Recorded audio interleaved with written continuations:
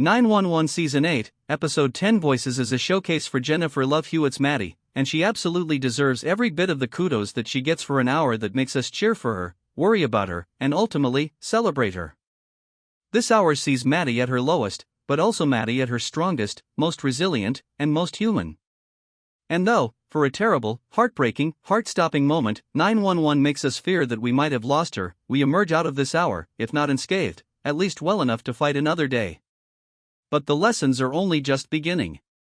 As the hour ends, Maddie is still badly hurt, with a long recovery ahead of her, and Eddie is bidding goodbye to Buck, who can only watch him drive away, with a face that promises there might be some realizations in his near future.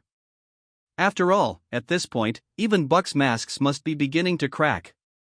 So, let us talk about Jennifer Love Hewitt's tour de force, Maddie and Chim's love that triumphs against all odds, and that goodbye that doesn't feel like an end but the beginning of another, more painful story as we review 911 Season 8, Episode 10 Voices. The thing about Maddie's storyline in 911 Season 8, Episode 10 Voices is that it's a direct parallel to the woman who once walked away from her family to protect her child when she had PPD, but not in the way you think. Not in the easy, superficial way. Because when Maddie did that, she was not being weak. In fact, when Maddie did that, she was being strong.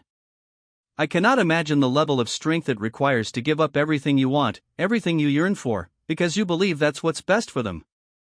In this episode, Maddie does her best to fight for her family once again. It's just that she's fighting in a way we can more clearly recognize as fighting. But Maddie Han has always been a fighter. She has always been a hero. She has always been a woman to look up to.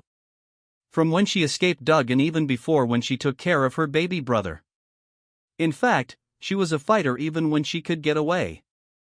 You don't need to successfully win the fight to be a fighter.